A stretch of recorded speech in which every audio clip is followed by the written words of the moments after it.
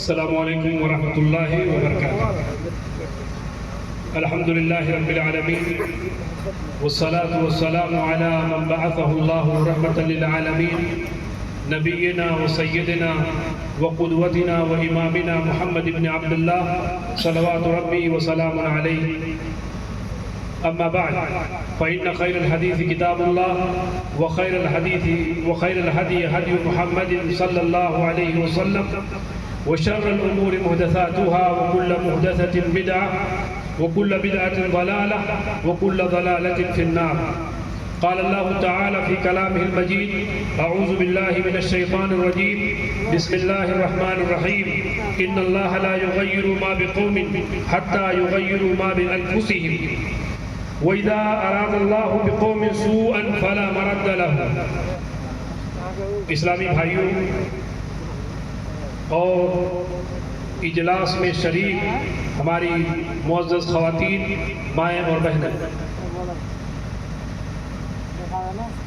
عام طور سے ہمارا نظریہ یہ ہے اور لوگ یہ سوچتے ہیں کہ اجلاس یا جلسہ یا کوئی پروگرام اسی وقت کامیاب ہوگا جب بھیڑ بھاڑ زیادہ ہو، لوگوں کی بھیڑ ہو، لوگوں کی کثرت ہو، لوگوں کا ریلا ہو، آدمی کا، لوگوں عورتوں کا۔ عام طور سے تصور یہی ہے کہ ارے فلانے جلسے میں بہت لوگ تھے۔ میرے بھائیوں، ٹھیک ہے، اچھی بات ہے، لوگ آتے ہیں، سنتے ہیں، یہ تصور نبی صلی اللہ علیہ وسلم کی سنت کے خلاف ہے۔ اس جلسے کا یا جو بھی پروگرام کوئی بھی ہمارا بھائی منعقد کرتا ہے یا لوگ جلسے منعقد کرتے ہیں تو ایک ہی مقصد ہوتا ہے کہ ہمارے کسی بھی بھائی کے زبان سے نکلا ہوا کوئی کلمہ اگر کسی ایک آدمی کے اندر اثر کر گیا تو وہ بھائی جو بات کہہ رہا ہے اس کے لیے نجات کا ذریعہ ہے۔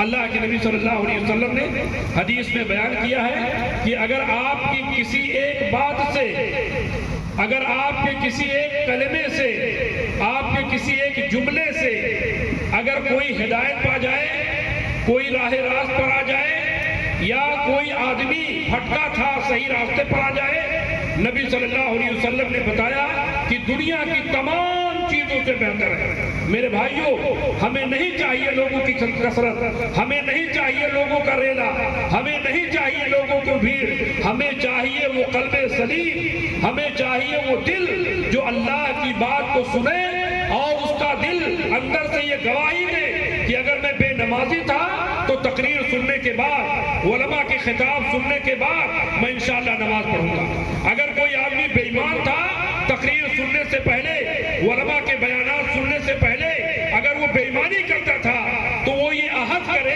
کہ میں انشاءاللہ آج کے بعد سے یہ کام نہیں کروں گا۔ اگر کوئی آدمی اپنے ماں باپ کی نافرمانی کرتا تھا، علماء کی، ہمارے بھائیوں کی تقریر سننے کے بعد اگر وہ یہ عہد کرے کہ آج کے بعد سے میں اپنے ماں باپ کی نافرمانی نہیں کروں گا، میرے بھائیوں، ہمارے جلسے کا یہی حاصل ہے، یہی خلاصہ ہے۔ ہمیں بھیڑ نہیں چاہیے، نہ ہمیں آدمیوں کا، عورتوں کا ریلا چاہیے، بس ہمیں وہ دل چاہیے جو اللہ کی ہدایت کو قبول کرے، اللہ کی باتوں کو قبول کرے، نبی صلی اللہ علیہ وسلم کی سنت کو قبول کرے، وہ دل چاہیے۔ میں نے قرآن مجید کی ایک آیت آپ کے سامنے پڑھی ہے۔ اسی آیت کی روشنی میں ہمارے بھائیوں نے جتنی باتیں کہی ہیں ان ساری باتوں کا خلاصہ کلام آپ کے سامنے پیش کروں گا۔ میرے بھائیوں، مجھے ایک موضوع ہمارے بھائیوں کی طرف سے دیا گیا تھا کہ موجودہ دور میں ہم مسلمان کیا کریں، ہم کیا کریں۔ میرے بھائیوں، قرآن مجید کی جو آیت میں نے پڑھی ہے، اللہ تعالیٰ نے اس آیت میں ایک قانون بتایا ہے، اللہ تعالیٰ نے اس آیت میں ایک ضابطہ بتایا ہے، ایک اصول بتایا ہے۔ میں تو چاہ یہ رہا تھا کہ میں بیٹھ کر کے اپنے بھائیوں کی تقریریں، ان کے خطبات کو سنوں، کیونکہ میں تو بارہا آپ کے درمیان رہتا ہوں، آپ کے گاؤں میں، آپ کے محلے میں میں اکثر جمعہ پڑھاتا ہوں، خطبے دیتا ہوں، آپ لوگ معروف ہیں ہمارے درمیان۔ میری کوشش یہ تھی، میں یہ چاہتا تھا کہ ہمارے یہ بھائی جو ہمارے جونیئر ہیں، ہماری تمنا یہ تھی کہ یہ تقریر کرتے اور ہم ہم سنتے. لیکن بہرحال یہ ترتیب بنی کہ نہیں، ہم کو بھی کچھ بولنا ہے، ہم کو بھی کچھ کہنا ہے.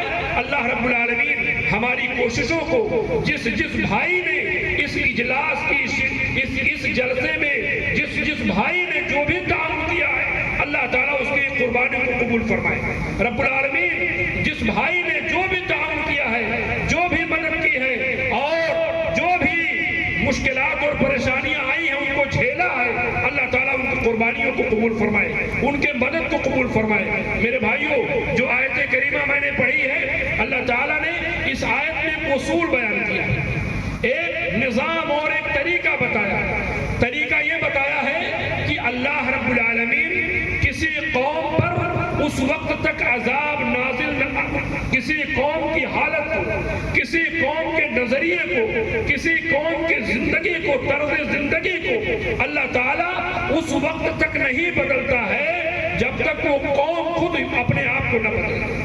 میرے بھائیوں، آج ہم جس سماج میں رہتے ہیں، جس جگہ رہتے ہیں ہندوستان میں، اور آپ میڈیا کا دور ہے، سوشل میڈیا کا دور ہے، آپ سنتے ہیں ہماری جو حالت ہے، ہم جس انداز سے زندگی گزار رہے ہیں، ہمارے اوپر جو پریشانیاں غیروں کی طرف سے آتی ہیں، کتنی پریشانیاں. آج ایسا لگتا ہے کہ مسلمان نام لینا مشکل ہو گیا. اتنی پریشانیاں، اتنی مصیبتیں ہیں، اتنی بلائیں ہیں، اتنی پریشانیاں ہیں. اور اس پریشانی، اس بات کو اللہ کے نبی صلی اللہ علیہ وسلم نے ایک حدیث میں بیان کیا. اللہ کے نبی صلی اللہ علیہ وسلم نے بتایا ہے کہ ایک زمانہ ایسا آئے گا، ایک وقت ایسا آئے گا کہ لوگ تمہارے اوپر اس انداز سے ٹوٹ پڑیں گے جیسے ایک بھوکا آدمی، ایک کئی دنوں کا بھوکا آدمی دسترخوان دیکھتا ہے تو وہ ٹوٹ پڑتا ہے، کھانے کی طرف جھک پڑتا ہے.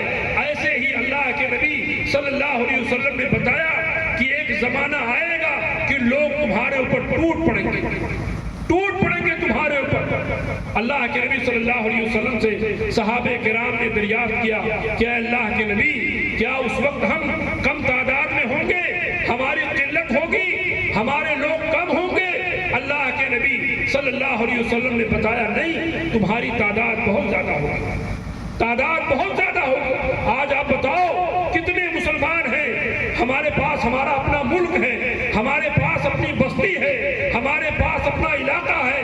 آج دنیا میں مسلمان بہت زیادہ، لیکن نبی صلی اللہ علیہ وسلم نے فرمایا وَلَكِنَّكُمْ غُثَاءٌ كَغُثَاءِ السَّيْلِ، تمہاری حیثیت، تمہارا مقام جو ہے، اللہ کے نبی صلی اللہ علیہ وسلم نے بتایا کہ سمندر کے جھاگ کی طرح ہو جائے گا. کوئی وقات نہیں ہوگی، کوئی وقات نہیں ہوگی. تمہارے اوپر لوگ اس طرح سے ٹوٹ پڑیں گے جیسے ایک بھوکا آدمی کھانے کو دیکھتا ہے ٹوٹ پڑتا ہے. اللہ کے نبی صلی اللہ علیہ وسلم کی اور بھی کئی حدیثیں ہیں جو اس تعلق سے نبی صلی اللہ علیہ وسلم نے بیان کی. میرے بھائیوں، ہم غور کریں کہ ہم کیا تھے. ایک مثال میں آپ کو دیتا ہوں. ایک صحابی ہیں، شاید ہمارے بہت سارے بھائی اس صحابی کا نام نہ جانتے ہوں، حضرت ربعی ابن عامر رضی اللہ تعالیٰ عنہ. ایک مشہور صحابی ہیں حضرت ربعی ابن عامر رضی اللہ تعالیٰ عنہ. میں آپ کو ایک مثال دے کر کے اپنی بات آگے بڑھاتا ہوں کہ آپ دیکھو ہمارا مقام کیا تھا، ہمارا مرتبہ کیا تھا، ہماری جاہ و حشمت کیا تھی، اور ہم کیا تھے. حضرت ربعی بن حارث رضی اللہ تعالیٰ عنہ ایران کے دربار میں گئے. ایران میں جو اس وقت جو پارسیوں کا جو سردار تھا، رستم تھا، جانتے ہیں اس کے پاس دولت کا ریل پیل تھا، اس کے پاس پیسے تھے، دولت تھی، قالینیں تھی، سونے کے ہار، جوہرات تھے. اور یہ صحابہ کرام رضوان اللہ علیہم اجمعین پھٹے پرانے کپڑے میں حضرت ربعی بن حارث عامر رضی اللہ تعالیٰ عنہ 10 صحابہ کرام کو لے کر کے گئے. اور اس ظالم نے، رستم نے کہا کہ آج میں دیکھنا چاہتا ہوں مسلمانوں کا مقام، مسلمانوں کی جاہ و حشمت، یہ عرب کے بدو، میں ان کو دیکھنا چاہتا ہوں کہ یہ کون لوگ ہیں. حضرت ربعی بن عامر رضی اللہ تعالیٰ عنہ گئے اس کے دربار میں، اس کے قالین کو رونگتے ہوئے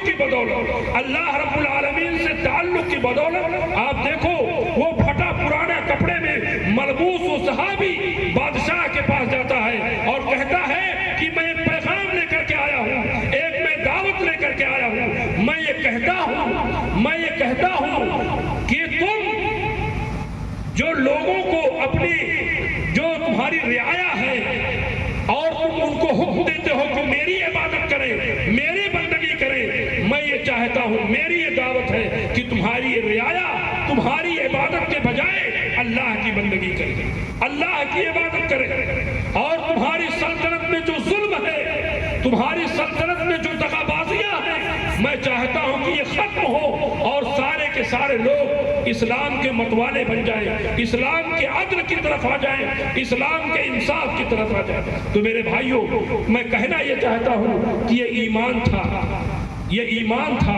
اللہ سے تعلق تھا کہ بڑی بڑی طاقتوں سے ٹکرا جایا کرتے تھے صحابہ کرام رضوان اللہ علیہم اجمعین۔ لیکن ہماری حالت کیا ہے؟ ہماری حالت وہی ہے جو میں نے حدیث میں بیان کی ہے۔ نبی صلی اللہ علیہ وسلم نے فرمایا کہ تمہاری تعداد بہت زیادہ ہوگی لیکن تم سمندر کے جھاگ کی مانند ہوگی۔